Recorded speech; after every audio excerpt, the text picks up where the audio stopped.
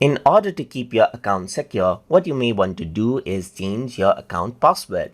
So in order to do that, you need to click on the three dot button and then go to settings. So once you go around over here, you can go to manage account section, and then what you can do is you can go around and click on change password over here on the top right hand side. Or you can go to security section right here and access the change password over here on from the top, or click on change my password in the password security section. So over here what you need to do is you need to type in your current password, and over here in this section type in the new password.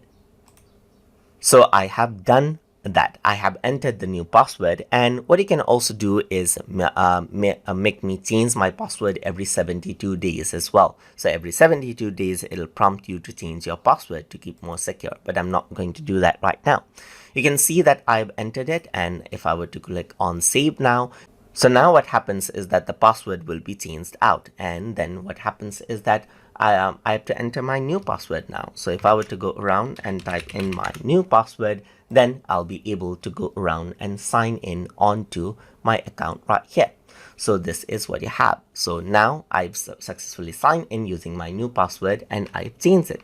And that is how you can change account password inside of Microsoft Edge. So if you guys learned something as always, and as always, please like, comment, share, and subscribe.